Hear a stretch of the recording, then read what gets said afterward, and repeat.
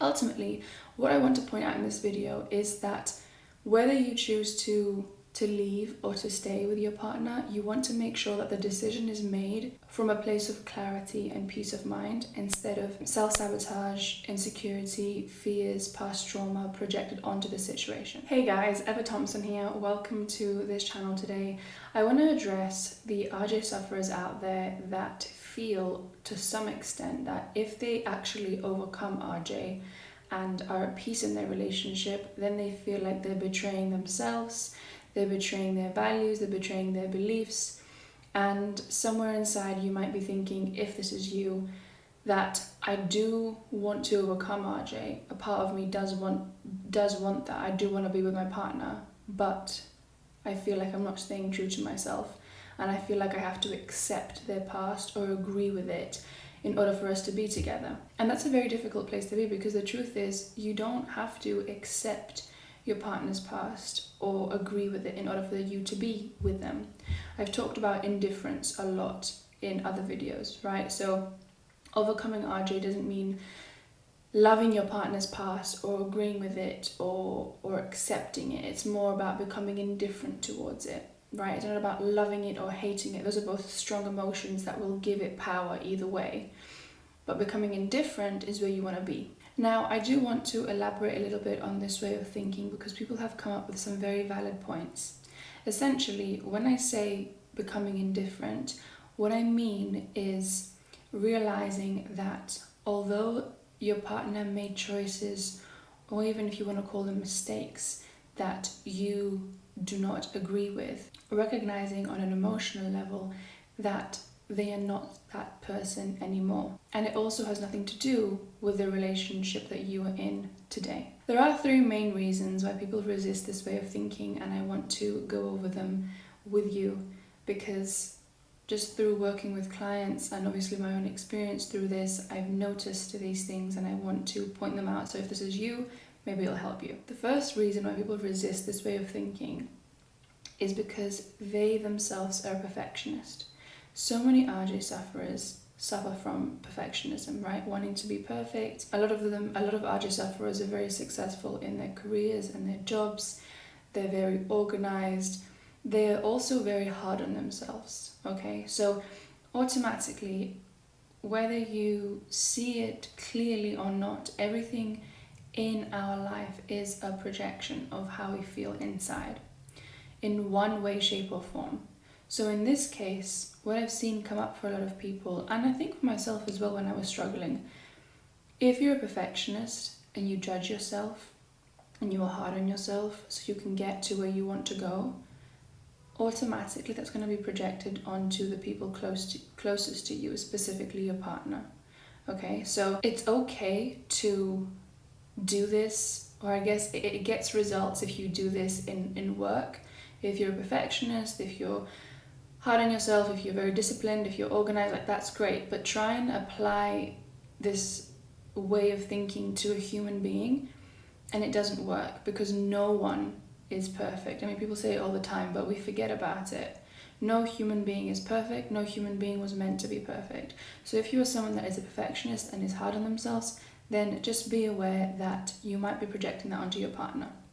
Ultimately, what I want to point out in this video is that whether you choose to leave or to stay with your partner, you want to make sure that the decision is made from a place of clarity and peace of mind instead of self-sabotage, insecurity, fears, past trauma projected onto the situation.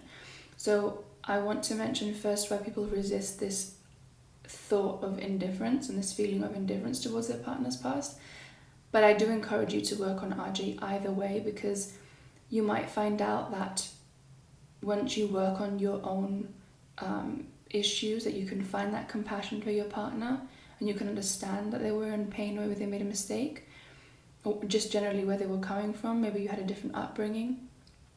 You will perhaps become indifferent completely, where you just maybe get a thought and then it's gone after a few seconds.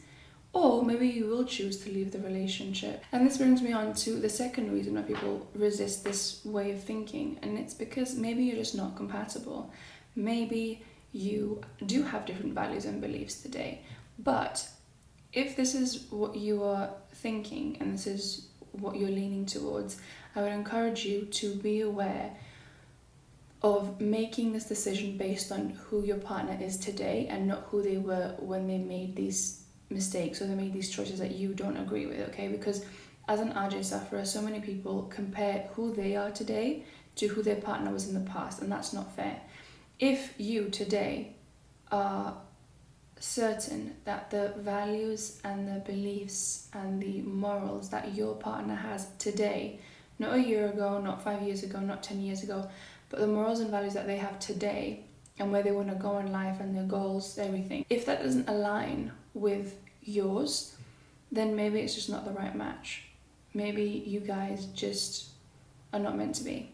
That's a possibility, but if this is your way of thinking, again, make sure that it's not coming from a place of judgment and insecurity and fear and anger. It's more a place where you just sit back and you can understand that this person is different to you and you're not going in the same direction in life.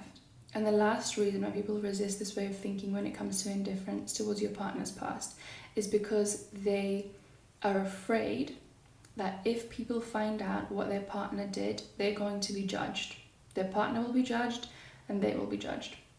And there's two things here that I would like to point out if this is you. Number one, make sure that your worth and just who you are is not so wrapped up in what other people think, because you're going to struggle, not just with RJ, but in other areas of your life as well. If what people think, whether it's people that you know, people that you don't know, have so much control with their opinion and what they might say over your life, then maybe look at that, because you're going to struggle. Again, not just with RJ, but in other areas too. So that's the one thing. The second thing is to also be aware of the way that you view your partner. A lot of the time, when this is the case, without realizing, we try to use our partner so we can get validation, okay? And although there's nothing wrong with being in a relationship where you feel proud and you feel happy to be with this person, worrying so much about, again, what people are going to think or what you're going to look like if people find out is not the healthiest, okay? Because your partner's not an accessory. They're not like an expensive car or an expensive t-shirt that you're wearing out and you want people to view you a certain way. That your partner's role is not that in your relationship, to make you feel better about yourself in that way, where you want the validation from people that, again, maybe it's friends, family, maybe it's people that you don't even know. So be aware if this is the role that you've assigned to your partner in the relationship, to make you feel better about yourself in that way, because it's not the healthiest. So guys, just to recap, remember, if you feel like overcoming RJ means that you need to give up who you are or a part of who you are, or you have to change yourself in order to be in this relationship, agree with what they did or accept it, that's not always the case, okay? Indifference means understanding that they made mistakes or they made choices that you don't agree with, they are not that person anymore, and it has nothing to do with your relationship today, okay? Now, if this is something that you resist, if this is something that you don't want to believe in, that's fine. It might be because you're a perfectionist and you're very hard on yourself. It might be because you are using them for a sense of validation. It might be because you really just are not compatible. The whole point of this video is not to force you to think a certain way or believe certain things. It's more to encourage you to work on the RJ. If you are obsessing about your partner's past, and if you are struggling, and if you have anger issues, or you're anxious, or you're sad all the time because of it, there is something there that needs to be worked on. And yes, at the end, you might find that you're compatible, that you find compassion for them, you might find that you become indifferent towards the past, or you might find that they're really not the right fit for you. But either way, you want to be making the choice from a place of clarity and peace of mind and you know, a healed version of yourself, instead of insecurity, self-sabotage, anger, past trauma, fears, and all of that. So it's really about you taking control and being able to make a choice of, do you want to stay in the relationship with this person and accept becoming different to the past, or do you want to actually move on and find someone that's more compatible? So I hope it helped you. I hope this video helped you. Let me know if you've got any questions down in the comment section below, and I will see you soon. Take care.